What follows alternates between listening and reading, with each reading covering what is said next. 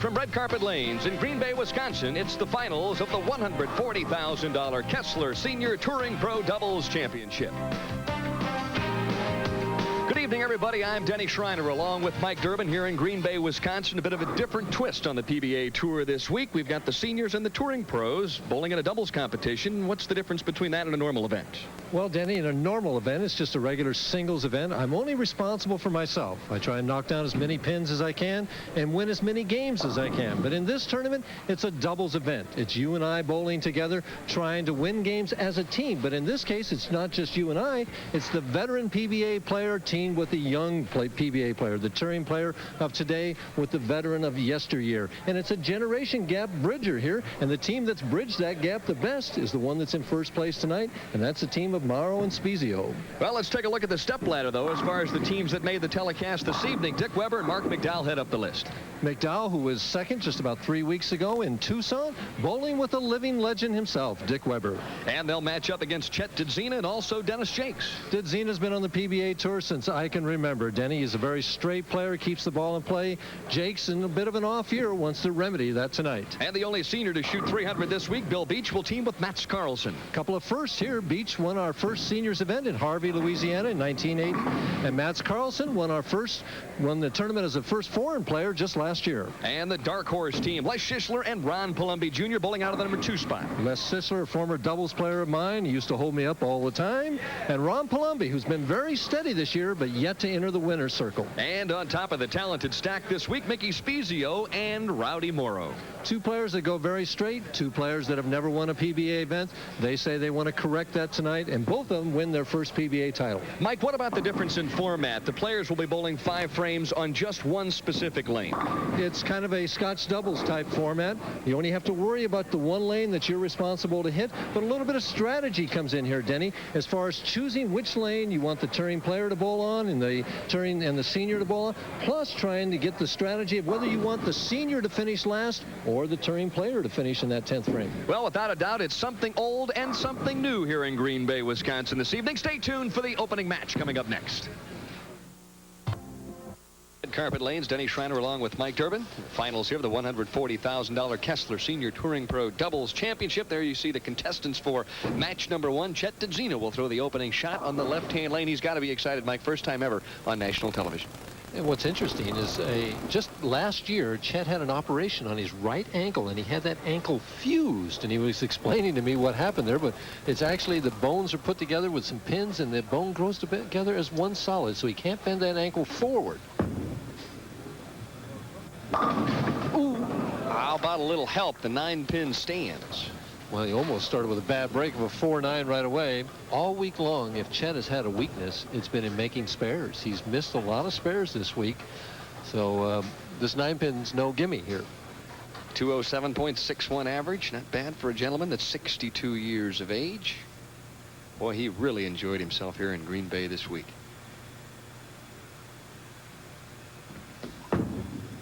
At the 9-pin, and his partner Dennis Jacques says, "All right, partner." Cheering all the way. Nice short backswing there for Chet Dziedzina. He's always had that real short backswing. And remember what I've talked about in the past. The bowlers with those short backswings are usually very accurate, like Roy Buckley used to be. First look at the great one, Dick Weber. Has dominated the seniors tour since its inception back in 1980. There's 3 senior titles to his credit. Holy mackerel, he didn't do that the whole practice. He'll be cooling off those trigger fingers after that shot as he just diced the rack on lane 16. Now, it's supposed to be the young players, Mike, that rip those racks. Well, Weber says he's not too old to do it at 57. Well, what's great about the seniors, see, they don't run those shots out. They kind of walk them out, Mike. Well, Weber gets carried away, though. He starts getting into it. You're right. And here's his thoroughbred for the week. Local pro out of Madison, Wisconsin, only 130 miles away. And boy, he's got to be excited. Everybody here, all his relatives, bowling with the great Weber. And he responds. Well, we have to tell everybody right now across the nation that this was the team that I think captured the hearts of the fans here in Green Bay. They really cheered wildly all week long when McDowell and Weber made a run for the telecast. And now you get your first opportunity to see big Dennis Jacques stand up on the right-hand lane, lane 16.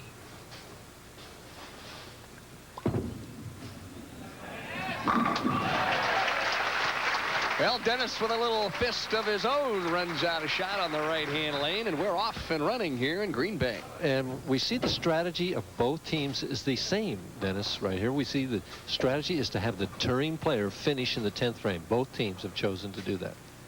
The average 216.1. That's for the week for Dziedzina and Jacques. Not too bad for a combo there.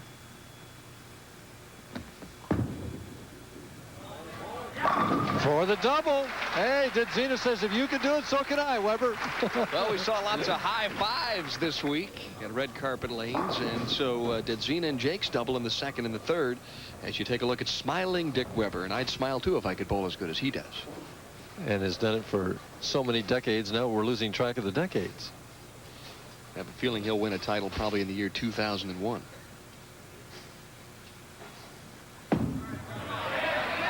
Right there, and the 10-pin. Boy, his speed seems to be awfully soft on this championship pair, Michael. Well, the lanes are tight, and they've been tight the whole practice session. Weber has been fighting to keep his speed. That's the hardest thing for Dick Weber. He's always had that natural gift of being able to throw rather swiftly without a lot of effort, and so he's been trying to keep that speed slow the whole practice session. Cross lane at the 10-pin. Uh-oh. Wow. Yeah, a little problem with the approach on the left-hand side. Maybe a little tacky over there.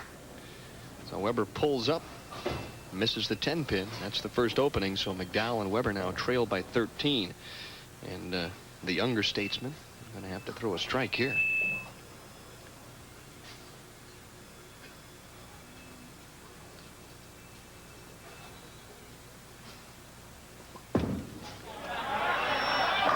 And he does. What are partners for, right? Mike Durbin come back and strike in the fourth, but it's a 13-pin lead right now for Dziedzina and Jacques in the opening game here in Green Bay, Wisconsin.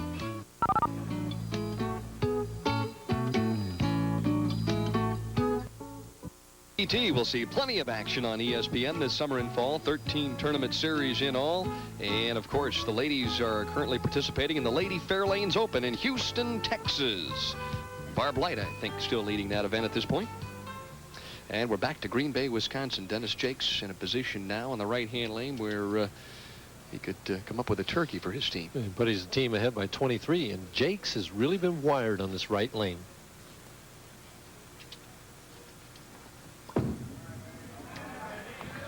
Just like that. Well, that's what you do when you've got an opponent down. You throw a big shot. And you come back and you slide it out, put the fist right in front of his face as he did to Weber then, I'll tell you. Dennis Jacques is the kind of player that's animated. If he throws a good shot, he'll let you know.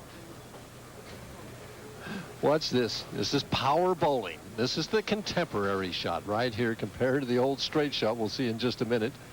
That looks like a tornado heading down there. Yeah, it looks like your ball did. Oh, yeah, sure. How How about his senior partner down on one knee, goes through the nose, leaves the baby split, and so Chet Dziedzina will have his spare shooting capabilities tested here on lane 15.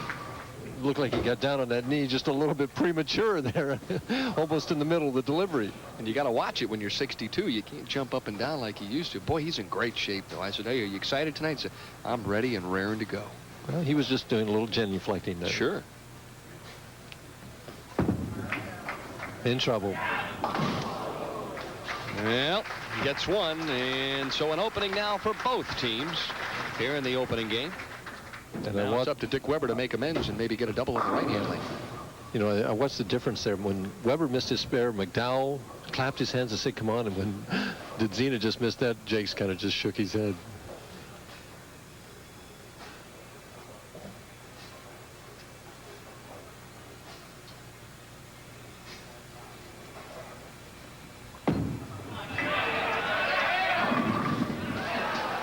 Now that near famous wall shot of Dick Weber's almost came through that time, but he leaves the solid 5. Well, he just kind of babied that shot. He's fighting to keep the speed soft, but he's kind of cutting it off just a little bit and not really getting good lift of fingers. Kind of amazing. 20 career 300 games for this gentleman on the approach. Boy, he's won just about everything. I think Petey's got almost that many already. Yeah, how's that make Dad feel, right? So Weber picks up the 5, and now it's a 9-pin advantage. Marc McDowell will bowl on the left-hand lane using the same ball he used in the Miller Lite Challenge a couple 3 weeks ago in Tucson, where he finished second. And what's the difference with the loft and the speed and the lift that McDowell has as comparison to his partner Weber? Way out on that lane. Same result almost. 10-pin. Well, it's kind of nice when you're at home. You get a round of applause for leaving a half 10. Well, they got to make sure they make this and keep this match within 10 pins. And there's a look at Marc's mother and his father, and of course his grandfather on the right. The whole family in town this week to watch him bowl on television.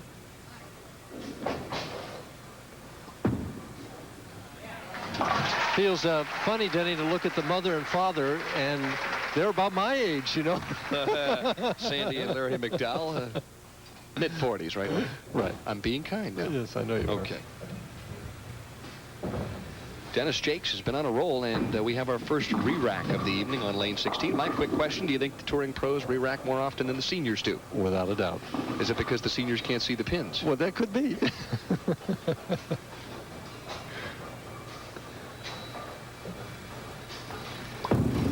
Jacques to get back in the X column, down on one knee, and boy, he is fighting mad out there on the championship pair. And he's got his whip out now. And he's saying, come on, partner. Because you realize, hey, doubles don't come unless both of you strike on opposite lanes. We're in the opening game of the $140,000 Kessler Senior Touring Pro Doubles Championship. Been a marvelous event this week in Green Bay.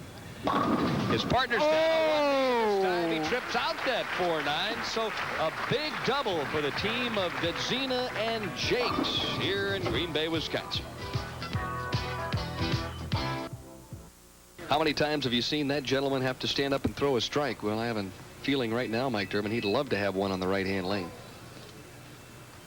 And we've got a photographer moving around out here, so everybody waits until she gets off to the side. Kevin Shippey, the PBA's Public Relations Director, assisting to her right now. Dick Weber puts the ball down. And sometimes a thing like that, Dennis, can really break your concentration. Weber, though, being the veteran that he is, will probably just concentrate on lane 16, how to knock down 10 instead of 9. His team trails by 20 at this point. There it is. And there's the first lady of bowling, Juanita Weber, out to watch her husband all week long. And, of course, we're new old acquaintances for all the senior players. After all, they've known each other, what, 30 years now? Someone, right. Very big shot. Probably the biggest shot this young man has thrown all week long coming up right now. We're hitting the 8th frame. They're down by 20 pins. They're all big right now, but he's got to put some pressure on Jacques.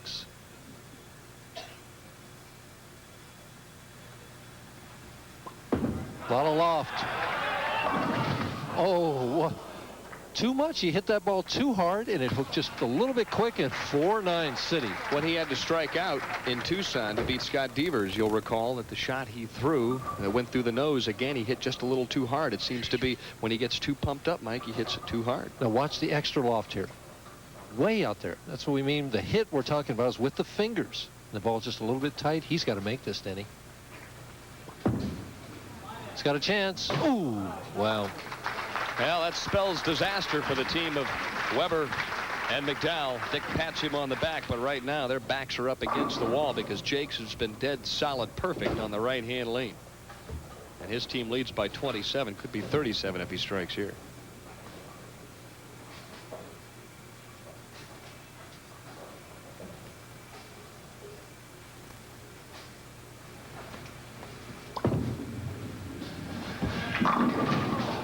Well, solid 10-pin.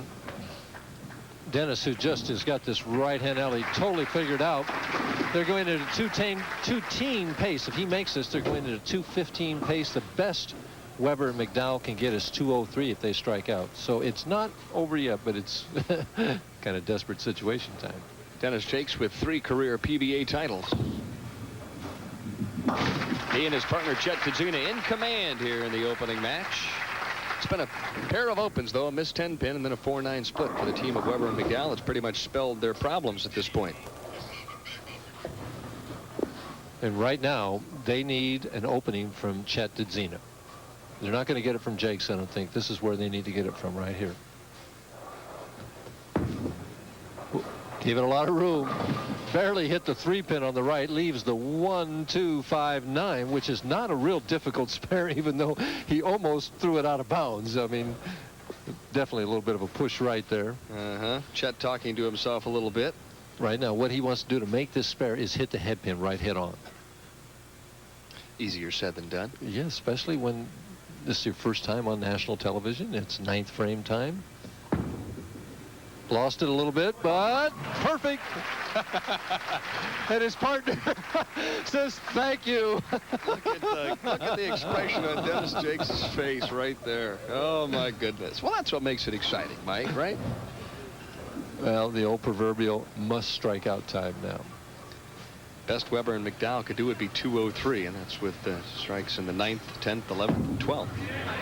Climbing up that ladder. Big shot for Dick Weber. So Weber really only makes one mistake. He misses the 10 pin. And he gets 3 out of 5 strikes through every ball in the pocket. I tell you what, right now, well, it's just going to matter if they can strike out. They'll make Jacques mark, which is better than nothing at this point, right? Right. Some hope is better than none. Well, Marc McDowell is a fighter. Make no mistake about that.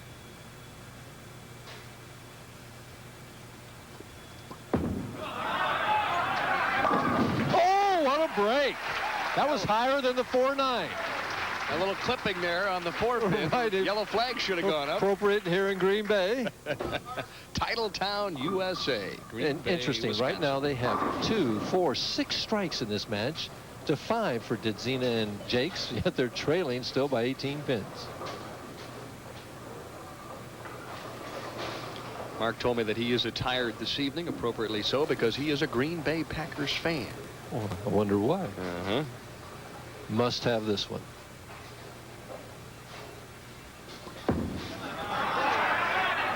Perfect. Boy, was that a pretty shot. Well, he has to be a little disappointed in his heart, realizing if he hadn't maybe gotten too pumped up and left the 4-9, that they'd have been right in the thick of the match. Oh, hey, that cost him 30-some pins if he strikes there. Yeah. Dick Weber right now is kind of hoping for the best at this stage. They really teamed well this week, too. I think they enjoyed bowling with each other. I think they did, too. Just to give you an example, if he'd have struck in the 8th frame, and they would have finished with 236 as opposed to 203. How about one more time, Mr. McDowell? Little wall shot help, and so McDowell rids himself in the 10th frame with a nice turkey. So it's a 203 game for the team of Weber and McDowell. They'll just have to hang on now and hope for the best. 8 strikes, and they could lose.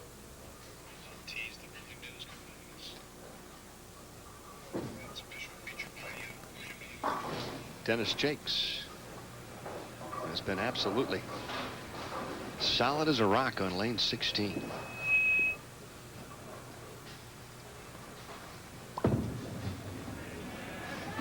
Whoa!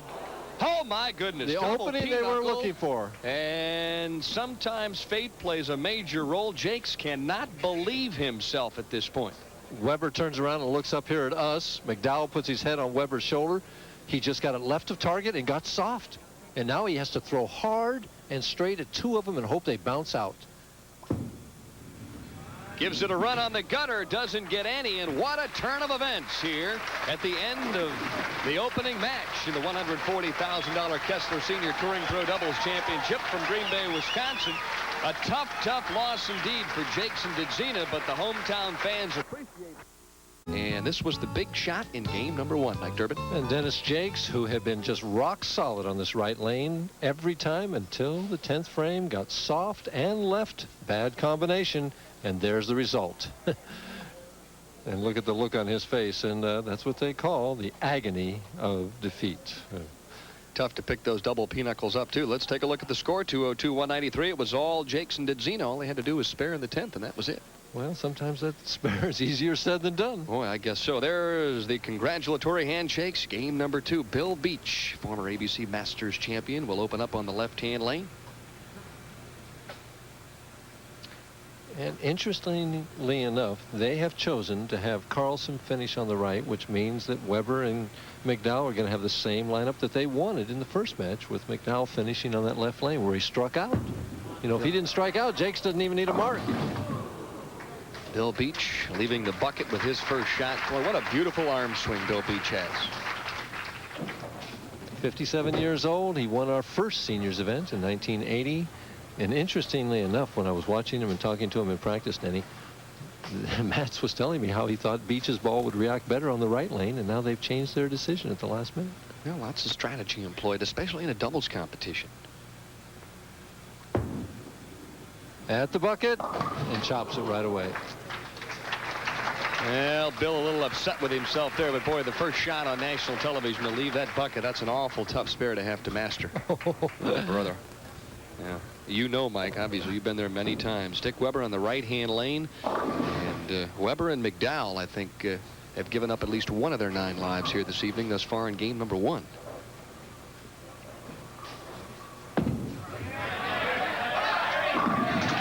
See how loose they get now. Never fails. When you give a champion an opportunity to come back, especially on the PBA Tour, they normally come storming back. Right. They always did against me. I know that. Right about over the second arrow. 9th board. A board right of it. Seemed to hook right there and then stop here. Kind of hooked early and then set up at the pocket. Well, that old 7-pin took off like a rocket. Marc McDowell in search of PBA title number 1. His partner has 29. Well, Dick Weber looks like he's 30 years of age. I'm sure he'd probably love to have 30 titles to go right along with it. He's amazing. He never seems to change. And I was watching him in practice at 57 years old. He still throws the ball so well. Although I'd never tell him that. That better stay on the lane. Oh, just barely nicks it. Weber shifts seats. Marc McDowell heads back to the bench and gets a quick high five from his partner. The average age of the seniors making the telecast here this evening, 56.4 years. And for the touring pros, 26.2 years of age. So, geez, they're twice as young. You know who the old man of the touring pros is? Who? This fellow that's up right here. Yeah, that figures. He's a flat 30. Not. Oh, that's right. Mats Karlsson. Yeah.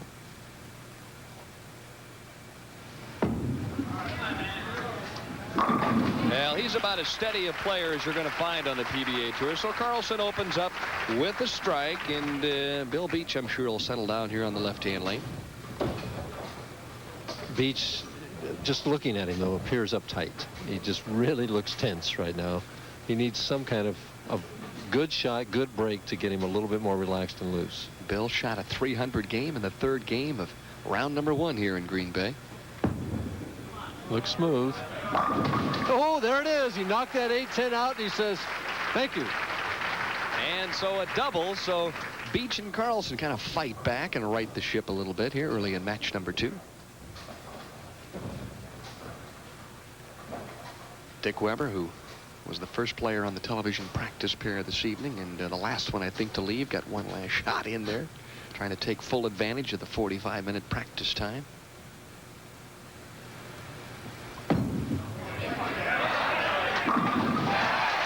Oh, and he says, oh, I'm glad that baby sat down for me in the pocket on lane 16. There were some doubts in his mind.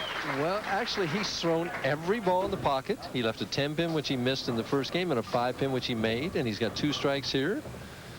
Now he says McDowell. And remember, Marc McDowell was using that towel to clean out that thumb hole every time in Tucson, and he's doing it here, too. It's part of his little ritual. Marc McDowell averaged 222.8 this week. Averaged 247 in round number 3 of qualifying. This youngster can light up the scoreboard when he's given the opportunity. Oh, he really thumped that one, and boy, you can almost see it, Mike. When he gives it that little extra, that ball really turns about 30 feet. Absolutely. You got it spotted, Denny. He got that another 6 inches out on the lane, and, you know, and he did it all with his fingers, and that ball just hooked sooner and hit harder and too hard. Left that 4-pin. He throws straight at the spares. Lots of speed, covers up on the 4-pin, so we've got a very close match here in match number 2. The team of McDowell and Weber leading by just 1.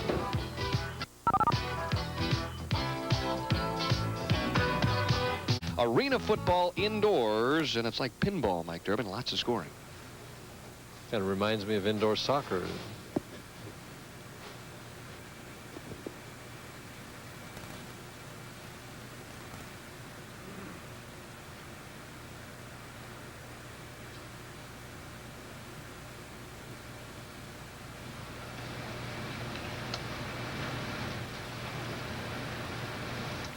For 3 in a row.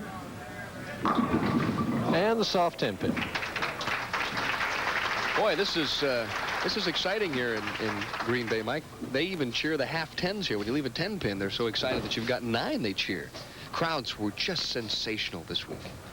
Yeah, when I walked in and was listening to him last night, thought you were at a football game. Yeah. That better hang on. Well, we've seen 2 of them missed over there. Must be awfully slick, Mike. Going cross lane. Usually, you know, in the practice session, they shoot. I saw Spiezio shooting a lot of different spares in practice. And we see switch balls, which some people recommend against.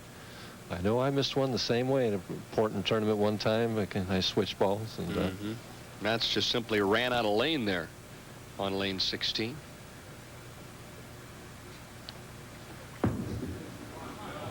His senior partner tries to pick him up, and he does. Nice strike on the left-hand lane for Bill Beach.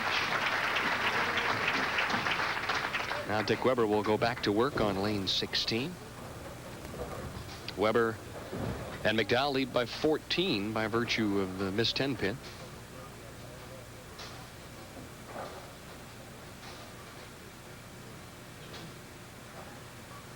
Boy, how many years have you seen that profile?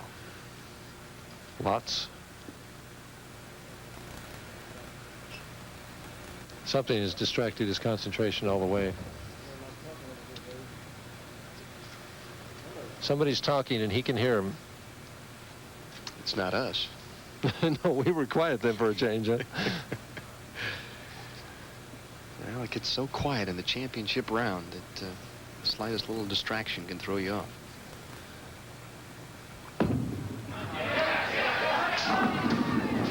And it definitely did throw him off. Weber tried to pull the string a little bit, but the 8 count is about all he comes up with on the right-hand lane. Dick Weber, by virtue of making the top 24 this week, or actually the final 18, is now the all-time leader in surviving in match play in PBA history. He's now made 289 top 24 finishes. Doesn't surprise me. The man's been around forever. 289, Mike? That's like getting 754 homers. I mean, who do you go? You went around Salvino? Yep, Carmen Salvino, who got a check this week but didn't quite get to the finals. Boy, they've been battling each other for a good many years. I know, it's amazing.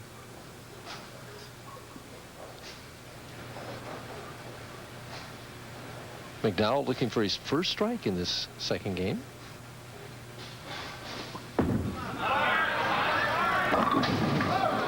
And well, is lane 15 starting to break down a little bit, Mike Durbin? It appears that he's just got to make an adjustment, either with his feet or to give the ball a little bit more room. It's a good break, goes right through the heart of the pins, leaves only the 3 pin. Reduces their lead to 11 if he makes the spare. No trouble. Big shot now for the team of Karlsson and Beach. If they double up here, they can close the gap a little bit.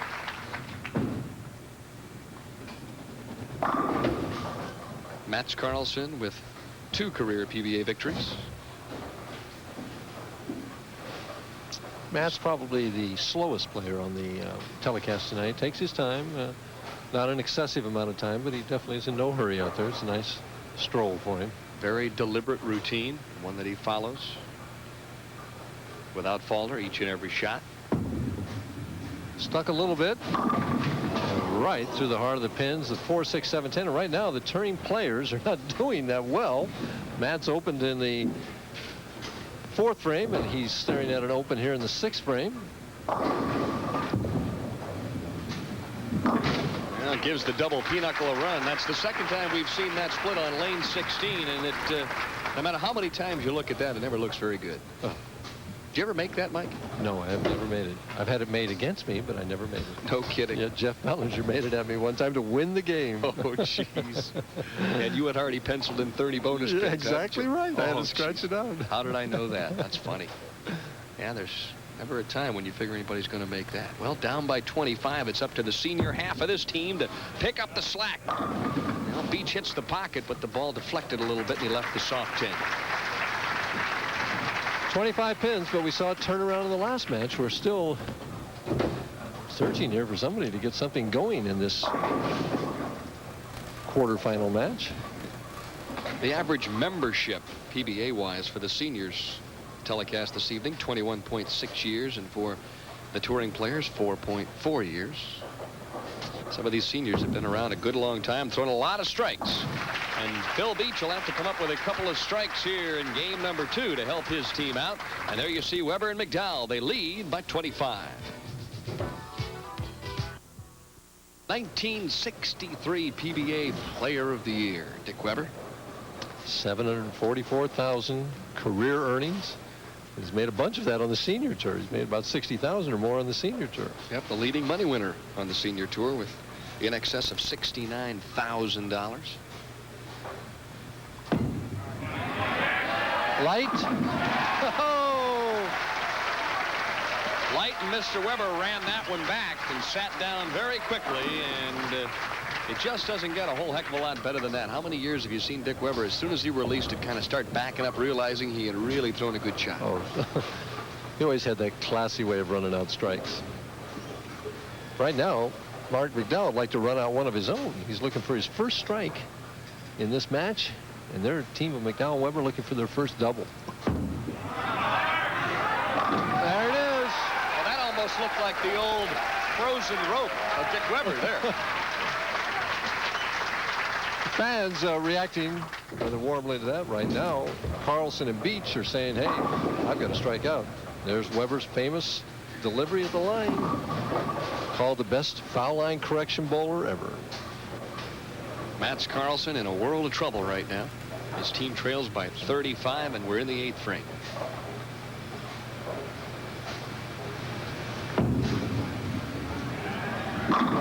Oh, boy, nothing is going right for Mats Karlsson. The amazing thing about Mats is he's very unemotional, at least on the outside, and you just get the impression sometimes that you're not meant to win when you throw an absolutely perfect shot like that and you leave the old stone 8. Especially in a situation where they needed it strike desperately. They were still potential 202 if they got that one, but now it's down to 191. Weber and McDowell with a potential of 237. So Mats Karlsson covers up on the 8 pin. It's a congratulatory tap from his senior partner Bill Beach, who has informed me that he'll be all set and ready to go, head down to Canton, Ohio to bowl in that PBA Seniors Championship just a couple of weeks away. All the seniors are looking forward to that one. Oh, what a terrific event. Janet Bueller and her bunch at Hall of Fame Lanes in Canton. They really roll out the red carpet for the senior pros. And Beach, who threw every ball but one in the pocket. He left a lot of 10 pins this week as it was, but right now his team is almost buried. Best they can get is 180 if he makes this and they strike out, and Weber and McDowell would have to totally fall apart to score less than that. The team of Bill Beach and Mats Karlsson led this tournament for a good many games this week. Finished up qualifying in the number 3 slot. But should they finish third, they'll split a nice check for $10,000.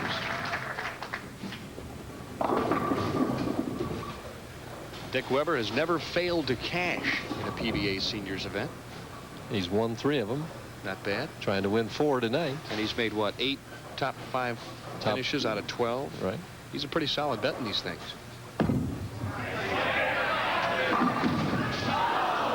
Perhaps one of his best shots and left the 4 pin.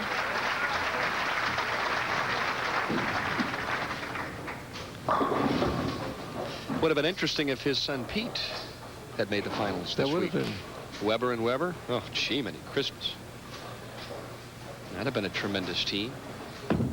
Or if maybe Pete would have had to bowl against him. That'd have been even more interesting. Ah, I can imagine. Of course, they probably bowled a few matches for a few Cokes through the years in St. Louis, don't you think? I imagine. Wonder who's ahead.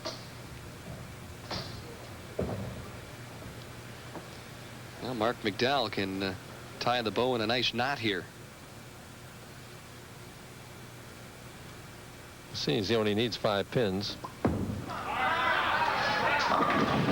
That's enough right there. Well, the 5-pin was heading towards the 7, and something got in his way, but that's enough for victory number 2 here. Well, 2 more and they're home. 2 more and they're home, huh? Long way to go all the way up that ladder, though. They're going to have to go against my old doubles partner in the next match. Les Schissler.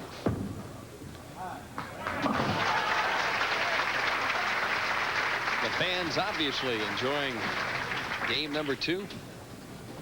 Bill Beach and Karlsson, I think, probably a little disappointed in what happened out there. Had aspirations of yet another PBA title for each of them. And a nice clean game, 205 with a strike. McDowell only got 1 strike in the left lane, and they wound up winning the match. In this match, they only got 4 strikes so far total, but it's not how many. It's whether you win or lose. That's right. They had 8 strikes in the opening game. That's right. Well, they had 5 in game number 2. Nice power strike. Dick Weber quickly up off the bench. Congratulates Marc McDowell, and Karlsson will simply finish out game number 2. I tell you what, if I were the team of Palombi and Schissler coming on, I would schedule it so that Weber had to finish on the right lane or make them change their lineup. And isn't it always that way? Everything falls down when it doesn't mean anything for Karlsson. See, they can come on. Palombi and Schissler can come on and they can say maybe they want Palombi to finish on the left lane. So they would make McDowell start the match, but at the last second, then the team of Weber and McDowell could say, no, we want to switch our lineup and put Weber over on that left lane, so McDowell would finish on the right, but then they'd have to, they're bowling on different lanes. And at this point in time, would you dare to change lanes, Mike, if you were out there? No, I wouldn't. But I know they only shot 205 that game too. That might not be good enough to win. But Weber is adamant that he wants McDowell to finish. He wants to have the senior himself bowl only 5 frames as opposed to a potential 7 shots for the turning player if he strikes out in the 10th frame. Okay, well, we'll wait and find out what strategy they employ. It is rather interesting, though. A little different than the normal singles competition. Well, Karlsson puts the finishing touches on a 180 game. Obviously disappointed, but nevertheless finishing like a true professional. So Beach and Karlsson finish up in that number 4 position.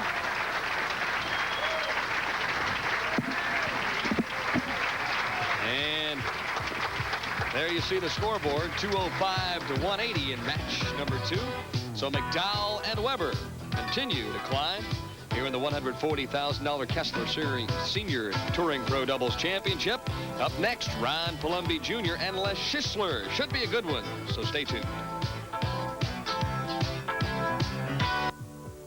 Coming tournaments, August 5th, the Greater Buffalo Open in Cheektowaga, New York at Thruway Lanes. Had a terrific tournament there last year. Jeff Bellinger, the defending champion, will be back on hand. Then August 12th, the Molson Golden Bowling Challenge up in Windsor, Ontario, Canada. And, of course, the wrap-up of the PBA Summer Tour, August 19th, the Ebonite PBA Senior Championship from Hall of Fame Lanes in beautiful Canton, Ohio. And we'll head down now to the practice pair approach as Mike Durbin speaks with the top-seeded team, Rowdy Morrow and Mickey Spiezio. Michael? Thank you, Denny. And I'm with the team that's bowled so well this week, Rowdy Morrow and Mickey Spiezio. And the first question I'd like to ask both of you guys is that neither one of you have won a PBA title so far in your career. If you win tonight, what would it mean to you, Rowdy? It'd mean a great deal to me, Mike.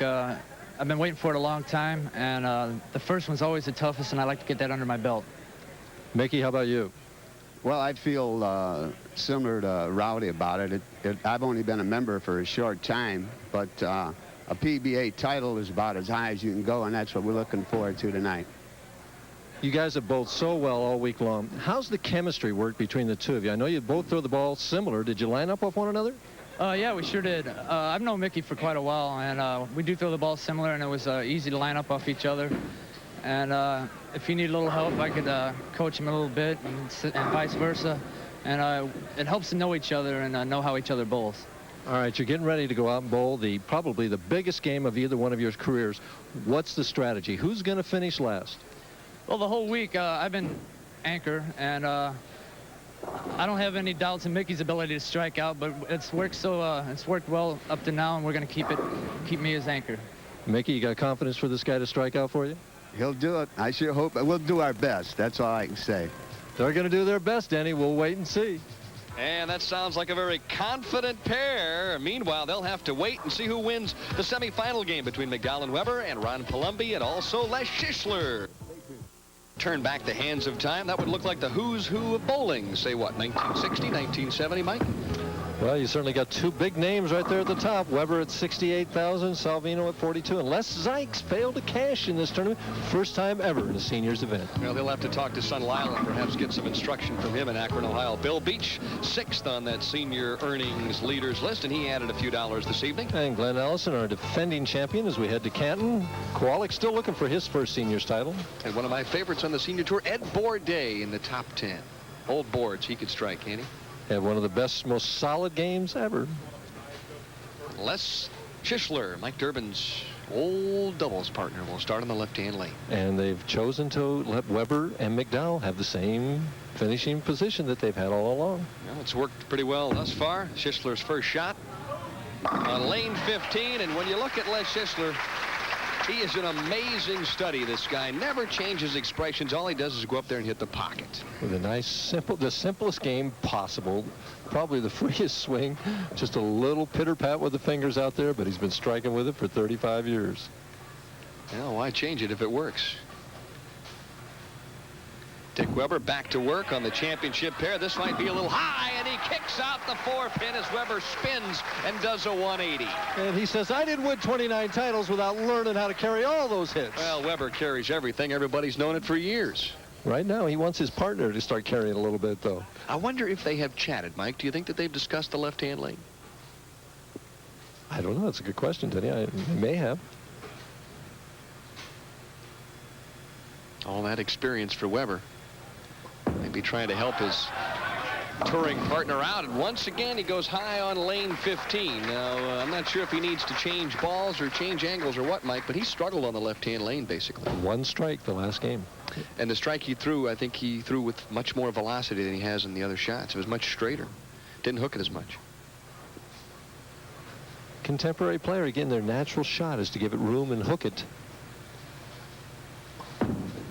At the 610, has it. There you see Dick Weber. Now he's got him collared. Here we go. He's talking to him now. He's saying, hey, you know, that's what they put those boards on the approach for, so you can count them to move left, you know. Ron Palombi Jr. Boy, is this a talented player. The interesting thing about him is no slide at all. Plants the in and twists. Boy, did he give that one room. Too much room. There's a definite out-of-bounds area out there with oil right, and if you hit it, it isn't coming back. It doesn't hit any trees and end up on the green, that's for sure. Palombi, a big, strapping young player. Plenty of power, plenty of potential. Or rocks either, huh, Denny? 25 years of age. Nice average this week, nearly 220. High game of 289. Tough spare, 1-2-4. Oops, and he does not convert it. Boy, I'll tell you what, we've seen some errors by both seniors and touring players alike. Well, the team of Weber and McDowell has been living dangerously here this evening, but they've received a number of nice breaks, starting with the opening game when Dennis Jakes threw the double pinochle in the 10th. All he needed was a mark to win. Schissler says, what's so difficult about this?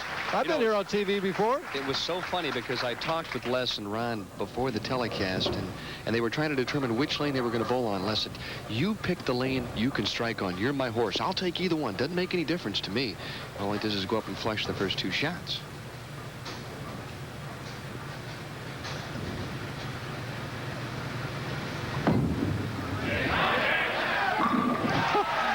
We bowled 3 frames, Mike Durbin, and the senior players have all 4 strikes. That's amazing, isn't it? No, it's not amazing. Well, what a beautiful shot by West. Wasn't that pretty? Well, a little bit faster than he actually threw it. Just dead flush, perfect. And the 8-pin wanted to stand. Well, let's see what kind of advice Weber gave his partner McDowell on this left lane. I think he probably just told him, just relax, Mark. Mark has a tendency to get a little hyper at times.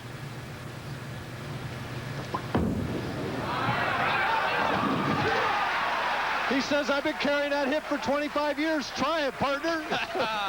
And McDowell utilizes that wall shot as they double in the third and fourth, and they lead now by 22.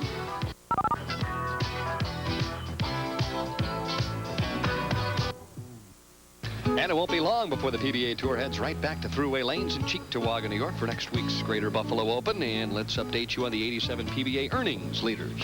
Well, we see the same name on top, although Pete's not adding too many dollars to it. In a bit of a slump there. McCordick at 142, Ballard 124, Walter Ray just a smidge away from another $100,000 a year.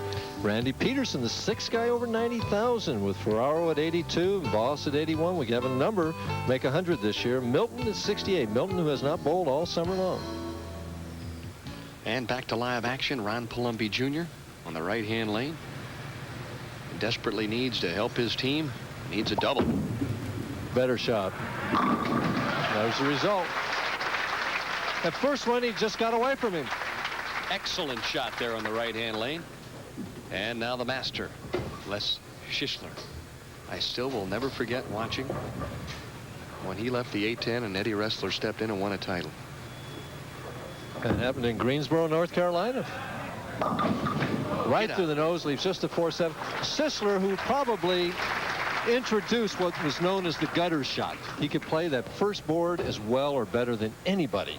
And he did it remarkably well and remarkably consistently. And house to house, he'd go into just every center he could play right off that first board and point it up. Kind of an amazing happening, too, though, with Les. He was the first player ever to shoot a perfect game in the ABC championships. I think that happened back in like 1963, and it was during the team event, and not easy to do. That was back when 300s were pretty tough to come by.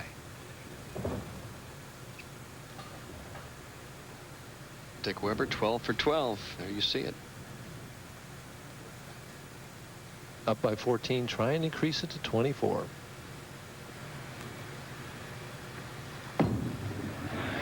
Light. Didn't get out of it clean then. He went over the top a little bit, and the thumb did not clear cleanly and did not get the fingers. The ball slid too far. What do you think the percentages would be to make this, Mike? Weber used to make it like the 5-pin. So I'd say the percentages are pretty good, at least 50-50 here. Well, now that we've put the pressure on him, we'll see what the PBA and ABC Hall of Famer comes up with here. By a whisker, he misses on the right-hand lane, slaps Marc McDowell on the hand and says, all right, young gentleman, get up there and throw a strike. And just like that, they go from 14 ahead to 2 behind. The ebb and flow. Well, we've seen some rather drastic changes here in this tournament thus far. And it would have been even if he'd got 1. See if that comes back to haunt them in the 10th frame.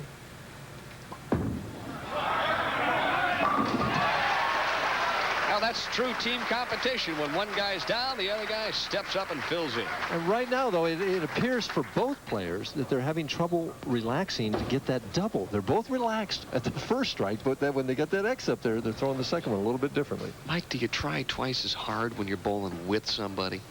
Well, I know Weber said that his wife and his son both chewed him out the other day because he was too tense because he was trying to bowl so well for McDowell. It's something that comes into play. Palombi just rips the finger holes out of a shot on the right-hand lane, leaves the solid 10-pin. First time the PBA ever discovered Green Bay, Wisconsin was back in 1967, and Dave Davis ran away with that event following year. I bowled in that tournament. Back in '68, then they came back, and Mike McGrath ended up the champion. Both left-handers. How'd you finish in the '67 tournament? Denny, I don't remember. I know I was here. I was just going to test your memory a little bit there, and obviously you came up with nothing, Mike. Yes. It's all a blur, obviously. Well, they say the memory's the first thing to go, and I don't remember what's second. Well, let's see if Les Schissler remembers how to strike on the left-hand lane. He sure does. Fan of the audience said, good stroke, Les, when that shot got to the arrows. So obviously the fans are knowledgeable here in Green Bay because it was a perfect strike. Chapter this evening in Green Bay. To your left, that's Angelo Vasallo, the vice president for the House of Seagrams, and also Jim Barrett, national product manager for Kessler Whiskey. Those two gentlemen love their bowling, and boy, they've been treated here this evening. Well, right now, Weber would like to be treated to a double. Well, the team of McDowell and Weber has averaged a scant 204, but they've kept themselves alive here with 2 tough victories. They're back in a dogfight here in Game 3. See if Weber can throw it a little bit better in this shot. Sure did. Oh, and he turned around 360 that time for Dick Weber, who is really starting to get pumped up, and he's clapping his partner on. I mean, watch him. As soon as he lets it go, he is running right backwards. Look at the ball rolling into the pocket. The difference between that shot, see the thumb was out and the fingers lifted, and the classic Weber run out. He's going to need a chiropractor if he continues that, huh? Juanita will have to slow him down a little bit. Take it easy, Richard. Relax a little bit. Big shot now for Marc McDowell. He can really put the pressure on Palombi and Schissler with this one.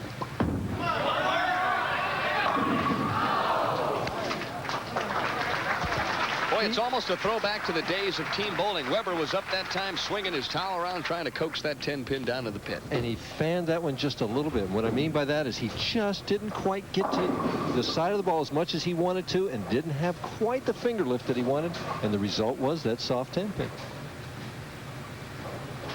No mistakes. Got to make this. Maintain an 8-pin lead.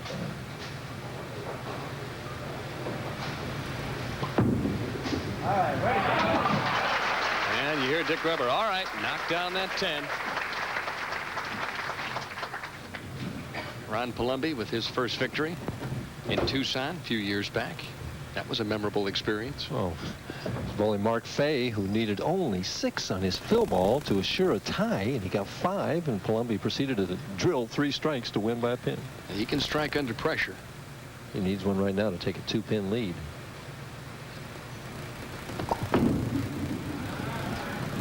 Oh! Well, that was Flesh City there. Those 10 pins disappeared in a big hurry. And you notice the difference in the applause when the Palombi-Schissler team strikes in polite, courteous applause, and when it's McDowell and Weber, the roof comes off. Talk about direct contrast. Les Schissler's ball hooks about 3 boards, and Palombi covers the whole lane. Big shot here. Right there. Oh! That's my partner. Shot. Yeah, and you wish you still had him right now, too, don't you? Yeah, you probably used to ride him constantly, didn't you? Oh, I had my spurs dug in deep. I'll tell you what, Weber and McDowell got to get together right now. They're down by 12 pins. Their potential, 223. Got to take them one at a time.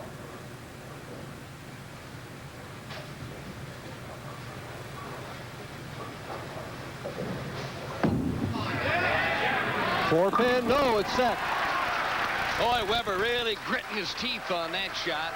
Great effort that time by the Hall of Famer Dick Weber. Well, the strategy comes into play. Everybody's picked to have that team player finish the match, and Weber's got his wish now. The pressure's off of him, and it's on to his partner McDowell, who needs now to strike to cut it to 2. Okay, there you see the scoreboard, 223. The possibility for McDowell and Weber still gives Palombi and Schissler an opportunity to take it off the sheet and win, though. A big frame back in the 5th when Weber got 8 out on that 5-7. Come on, Marc. Gave it room. Oh, he tripped the 4-pin again. Oh, and Weber was on his knees that time, coaxing that 4-pin to drop. And remember the trip 4-pin in the first match. If he doesn't strike out in that first match, we might be looking at Dziedzina and Jacques bowling right now. Well, McDowell and Weber just trying to hang on for dear life here in game number 3 of the $140,000 Kessler Senior Touring Pro Doubles Championship. I'll tell you what, a tie is still a distinct possibility. I'll explain that in just a minute if he gets this next strike. Well, it'd still be a 2-frame roll-off. Is that correct? Right. Okay.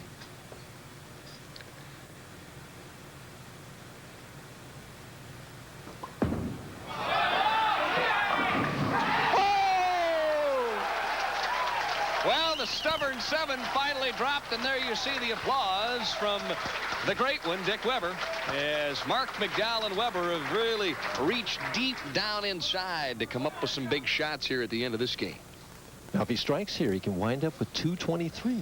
If Palombi would get up then and fill 18 pins in the 10th frame, they'd have 223 for a tie. If he strikes now, the team of Weber McDowell is going to have 9 strikes, and they could lose. Boy, and a big 5-7 lead for Weber in the 5th, looming bigger and bigger. But it's up to McDowell to finish things off here.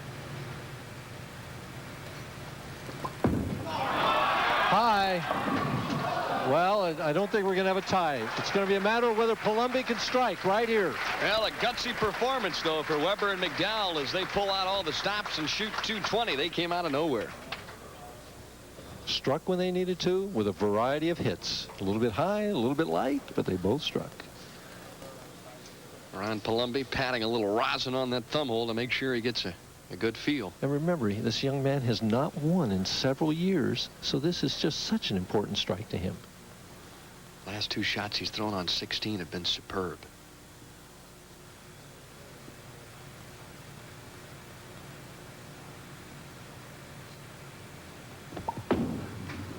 Right there.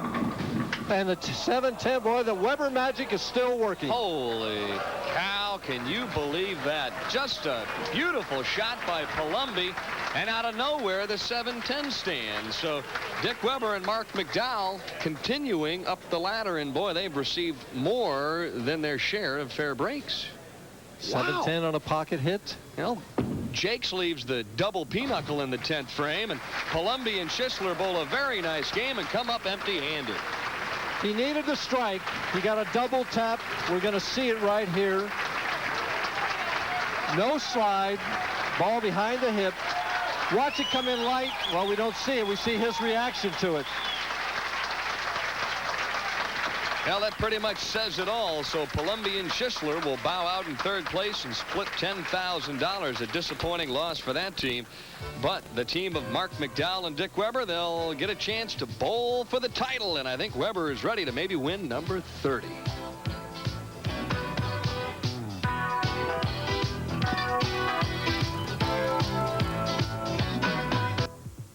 Peria finished 6th. Bob Kowalik and Bob Hanley were in 7th place. Glenn Pierce and Steve Wunderlich actually made a run at the show, and Pierce left an 8-10 in the 10th frame. Bob Perry and Randy Lightfoot in 9th, and old Tita Semez and Harold Sullins in 10th place there. Dean Cortade and Purvis Granger in 11th. Harris and Salvemini in 12th. Bob Chase and Brian Boss in 13th. Wilson and Soper. Soper, first time in the finals quite a while. Bill Bunetta in there with Jimmy Miller. They were 15th. Roy and Albee, that team, in 16th.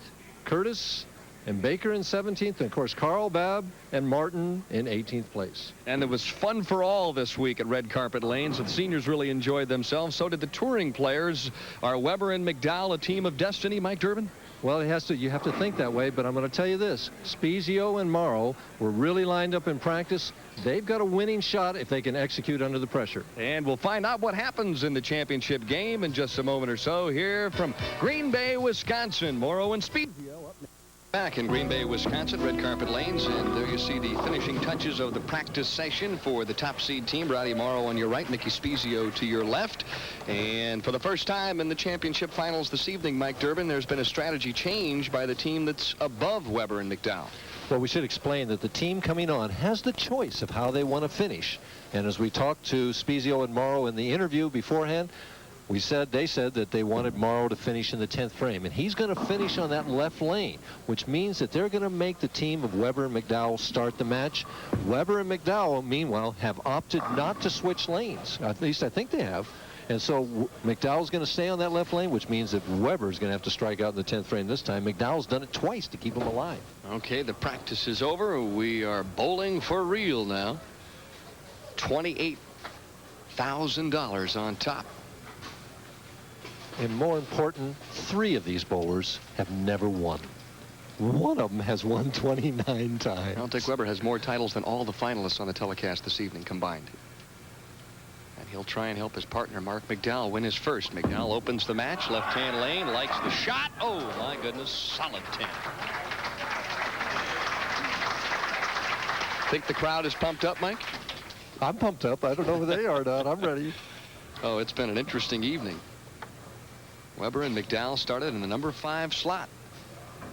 They've been running the rail at this point, coming into the quarter pole, the final quarter.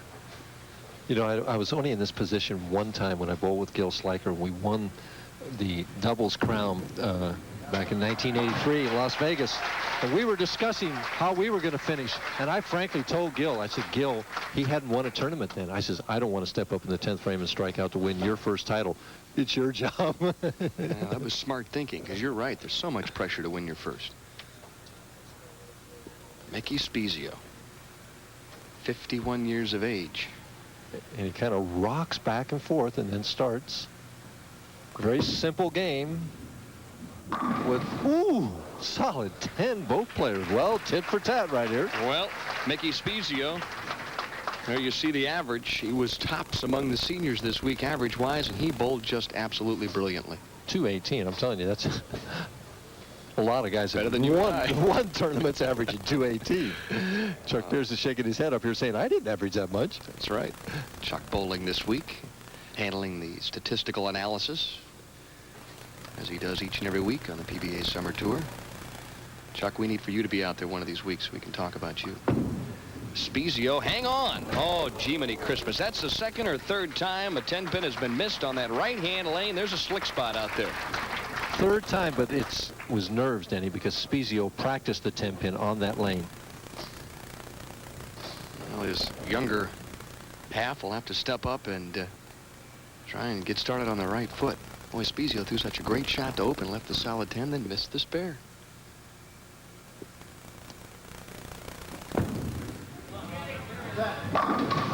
Boy, 3 shots, 3 solid 10s. We hadn't seen that many the first 3 games. There you see Mickey, boy. He's working on that gum a little bit right now. Tremendous competitor. He'll bounce back. You won't have to worry about him. Rowdy Morrow, 25 years of age, having an excellent year, his best on the PBA Tour. He's won over $51,000 thus far. He's ranked 18th in the money.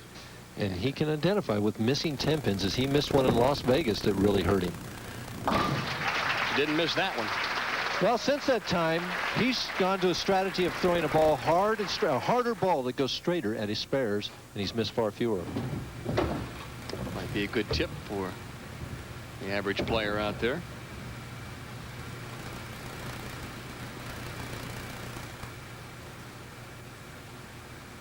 Weber shrugging those shoulders to get loose.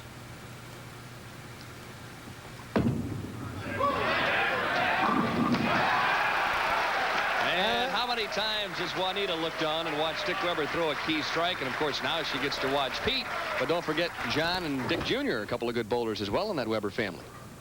Yes, it's a bowling family all the way through. I wonder how many 300 games that family has. The whole family? Gee, many Christmas. Well, let's see. I know Dick's got 20. Pete's probably got close to that. Jeez. Everybody in the family's got one. Does Juanita have one? I don't know if one. We'll give her one. All right, Dick really lamenting at this point. Watching on. Come on, partner, he says. Come on, partner. Oh, and another solid 10 pin. Look at Weber.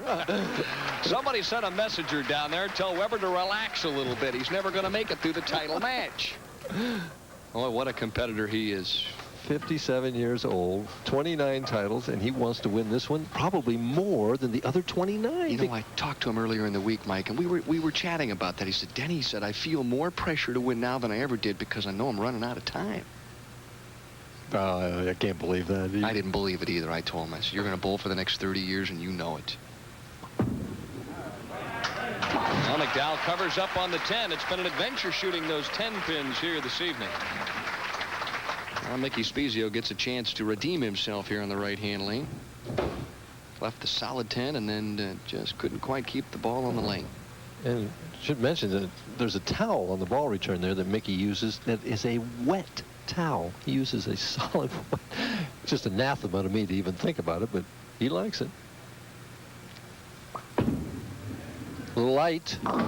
And he says, the heck with that solid hit. I'm going to all reliable. That's right. Made the adjustment. Little tickler on lane 16.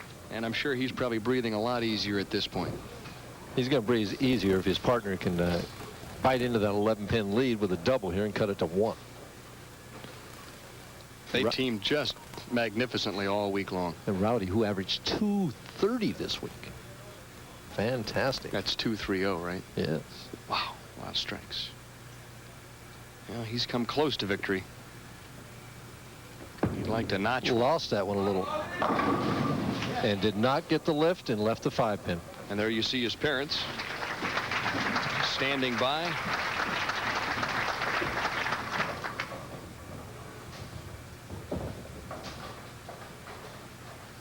Pounds that rosin into the thumb hole. A lot of players like to do that. Get a little rosin in that thumb to help hold on to it better. He just lost that ball entirely. Well, it's a game of nerves out there, especially when you're bowling for a PBA national title. Covers up on the easy 5-pin, and we're in the opening stages of the title match. An 11-pin lead for the team of McDowell and Weber. Still plenty of bowling left.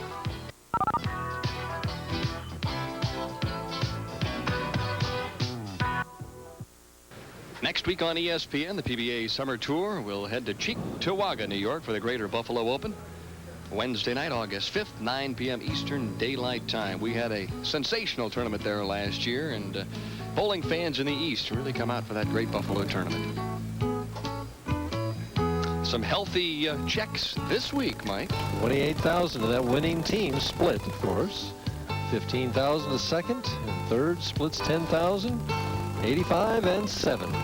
It's amazing. Some of these senior players are making more money in these seniors tournaments than they did in half a season back in the old days. And here's Spiezio's 10-pin that he missed, and Denny and I have different opinions on this particular shot. Denny thinks that there's a slick, if I can get it out here, in the middle of the lane and cause that ball to slide to the right. I don't know if it's on the middle of the lane. I just think the outside, the last 5 boards on the right-hand lane, you mentioned it before, are out of bounds when Ron Palombi threw one out there. I know one thing, you got to be careful. That is definitely true, but the whole key is if you set it short, does it hook early on that cross alley spare? I don't know. Well, we haven't seen anybody missing on the left yet. Nope.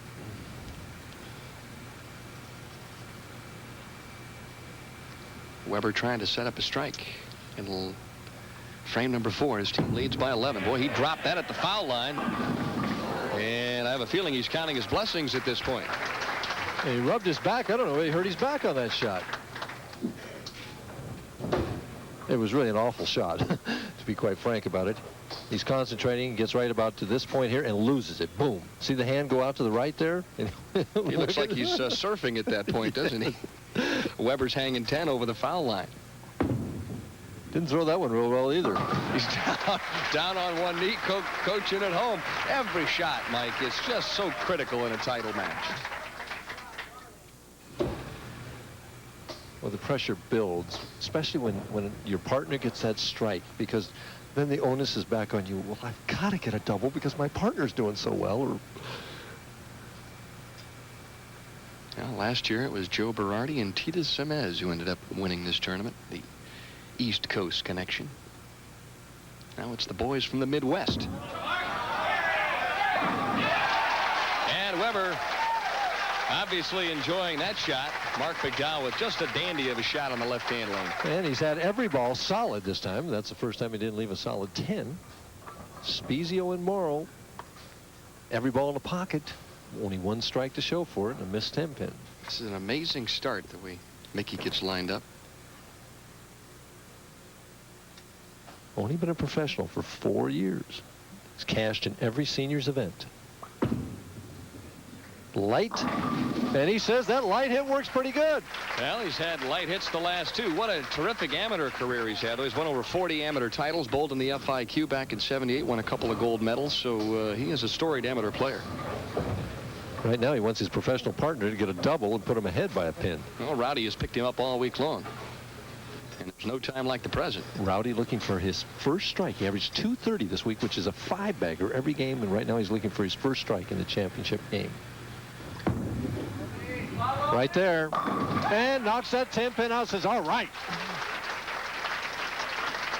Well, that makes you feel a little bit more relaxed. Oh, got that 10-pin out of there. He was looking at it all the way. Blow that air out a little bit. Hey, when you're facing one of the greatest of all time, you can't give him much room. Let's see how well Weber throws this. If he can respond to the challenge one more time.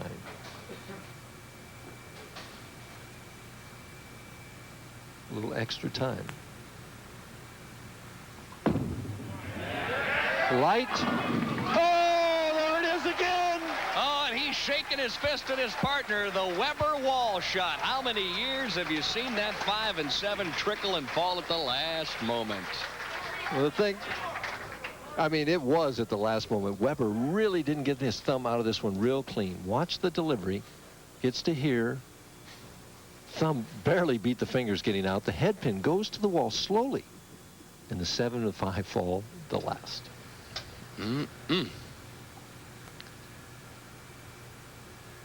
Head by 9 can make it 19. And they could double right back if McDowell strikes here. Little light swishes the rack, and once again the 5-pin disrupted en route to the 7. Same type of hit. He had the second one in the 10th, only it carried there. I think this one's going right down to the old proverbial wire here, Dan. It wouldn't surprise me. Had some great match games this week when both the senior and the touring pros struck out to win. Boy. You know, it's amazing. A lot of people, they don't give those seniors enough credit. Those guys can still throw strikes when they have to. And we've got a first here. We've got a senior asking for a re-rack here on this right lane. Spiezio, who, to be quite honest, the last 2 shots has really not thrown the ball as well as he did the first time on this lane, but has come in light and got that light hit. Is fighting his release just a hair. Needs to get that thumb out just a little quicker. Is that because you're tense? Yes, Okay. exactly right. All right. Well, I know everybody that's watching is a little nervous at this point. Can take the lead with this one.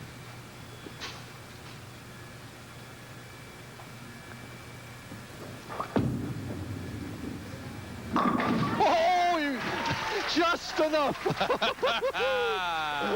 Well, that ball caught just enough of the right side of the 5-pin to chip it out of there, and so big turkey for Spiezio and Morrow, and they lead by 2. Morrow, who seems to have gotten his act together the last frame. See if he gets this ball out on the lane a little bit or loses it again. Right there, solid 10. We've got a 1-pin match. Well, that 6-pin just whistled around the 10 that time. Wow, what a shot that was. Doesn't get too much better than that, Mike. Key shot. Now he goes to the harder, shinier ball to shoot the spare. 8th frame. He can't afford to miss it now. He's got to make sure he covers this spare.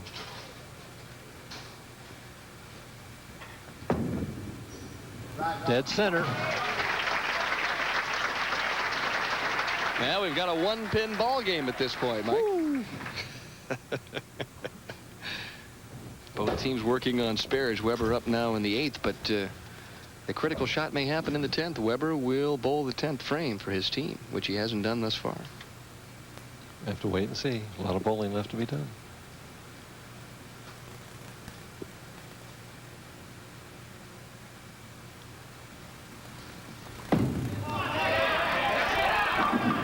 The week 10. The week 10. Well, it's set up. If he makes this, McDowell will be relaxed to strike in the 9th frame to give his team the opportunity. We're going to wait and see. It's a 2-pin match right now. If he makes this, both teams will be on spares. It'll be 2 frames for $28,000. And somebody's first title. Somebody's going to win their first title here. That's right.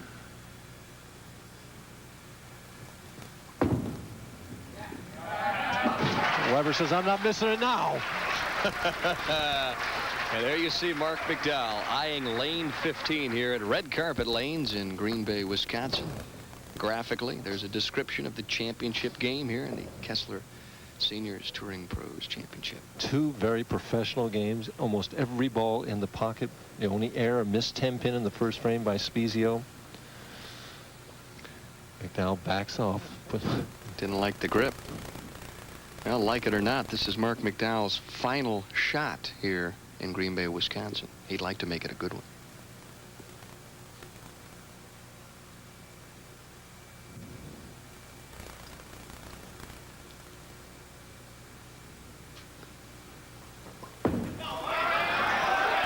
he did. His best of the week, baby. That was a one-hopper to shortstop there. That ball had no chance to do anything but hit the 1-3 pocket on the fly.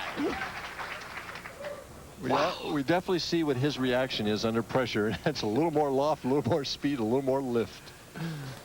All right, now 51-year-old Mickey Spiezio from Crest Hill, Illinois, just outside of Joliet.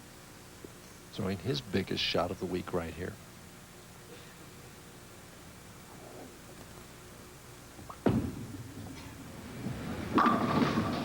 Leaves the 4-pin. We got a 1-pin match. We could have a tie, Dan. I know we could. Nothing wrong with that. Definitely not. Haven't had one all summer. And again, in a tie, we'd have a 2-frame roll-off similar to the 9th and 10th frame of a regulation game. We go right into that. No commercial break. First things first, pick up the 4-pin. Mickey backs off. No mistakes now. Nope. Just takes a little extra time. He That's should. experience showing itself. He should. He absolutely should. If he misses this, it would be such a deflator. This team would almost have no chance.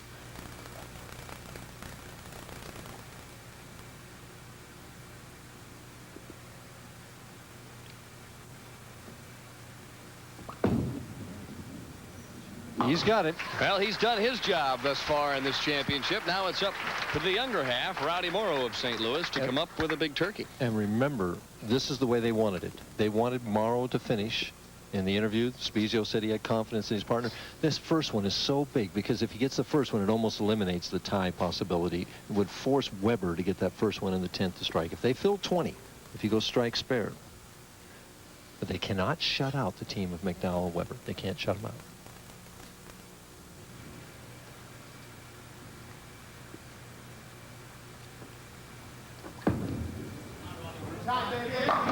He knocks it out of there. Woo! Well, that's strike number 1. The 8-pin and the 10-pin a little late in leaving, but nevertheless, they find themselves in the pit.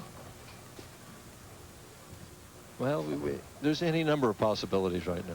So, well, the best that Spiezio and Morrow can do is shoot 217. That's right. Okay, you got and that the best that Weber and McDowell could shoot would be 226. But there's anything could happen in between too. Oh, so we'll brother. just have to wait and see. Well, that's why they bowl the championship match. A couple of hearts pounding right there. 4 for sure.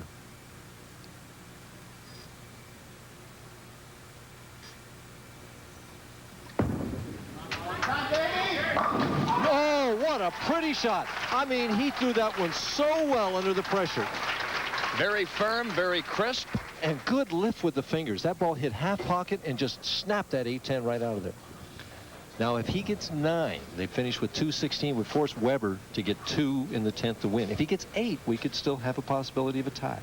So 9 or 10 makes Weber get 2, but Weber can still step up and win the match. And how good will Dick Weber's nerves be through better than 40 years of competitive bowling? That remains to be seen. He's certainly been there a few times.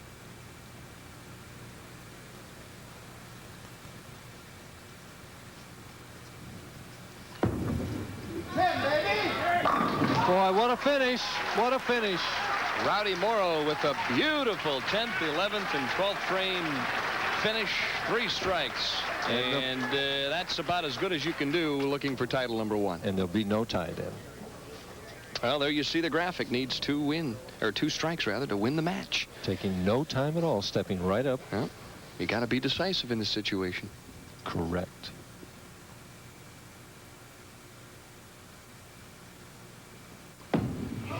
Tie.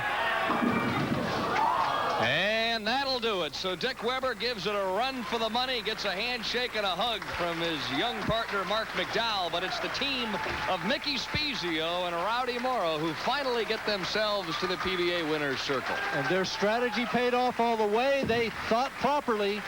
They made the touring player finish last and made the senior player finish on the opposite team, and that's what turned out to be the difference. Well, you could almost see Dick, as soon as he let the shot go, realize that he just didn't project it the way he wanted to, and he still nearly ended up with a strike. It almost set. It almost set.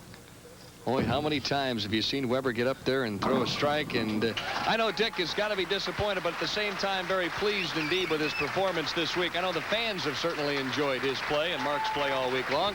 It was an exciting championship, and we'll be back, of course, to talk to the winners right after this.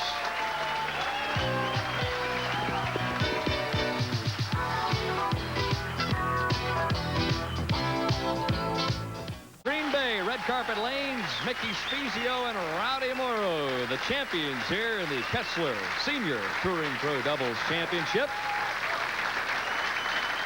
Wow. The fans here really appreciating this championship, and it was tremendous. We'll bring out a gentleman now who has some very good news for you two guys.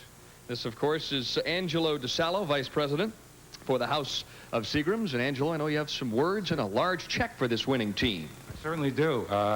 By the way, if you don't know it, this is their first win, their first major tournament.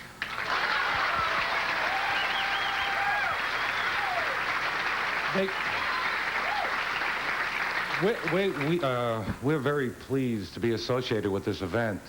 Kessler's been with the sport for about 10 years, and this is one of the finer finishes we've seen. On the behalf of Kessler Whiskey and the House of Seagram, we'd like to present you guys with this facsimile check. Now, in case you're wondering, there's a real one waiting at the end of the telecast. But a job well done and a fantastic finish. Thank you. Thank you, Angelo. Well, we'll start first with Rowdy, perhaps, here. Your thoughts about the big check? The first title is always the best. I'd really like to thank Kessler. We should appreciate having a great sponsor. And the whole South Strike and Spare, they did a great job. And I think Wisconsin fans are number one. They're very knowledgeable, and they're the greatest. Thank you. Mickey, first PBA title for you, and you won it in just 4 years. Well, I'm real happy about that, Danny. I had a great partner this week. We couldn't help but win with a bowler like Rowdy. He's great.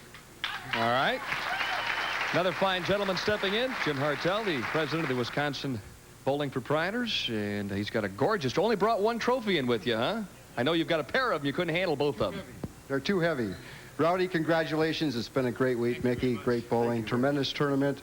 I'd like to thank all the fans in Wisconsin for coming out this week. We've had a great tournament, and we want to see these guys back. There you go. All right.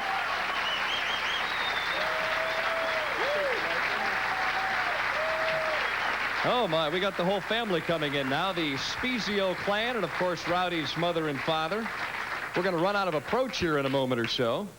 Mike Durbin, now that we've got everybody out here, and it might be a little more difficult to get to a couple of guys, what about a question for Mickey Spiezio, who wins his first title?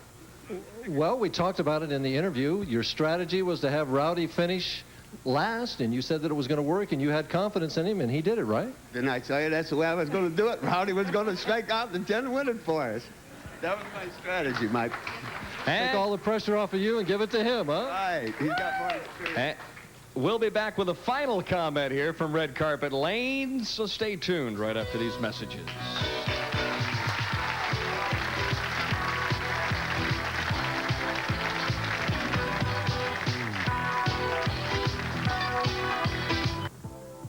Rowdy Morrow and Mickey Spiezio. Red Carpet Lanes, I would venture to say that these two gentlemen will always remember the bowling fans in Wisconsin. Both of these fine gentlemen from the Midwest. There you saw the team that finished second, Weber and McDowell. What a great championship, and thanks to all of you for watching this evening as we leave Green Bay, Wisconsin.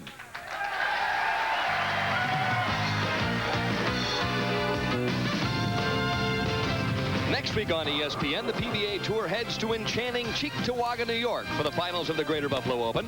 All the action comes to you live from Thruway Lanes next Wednesday night, 9 p.m. Eastern Time on ESPN.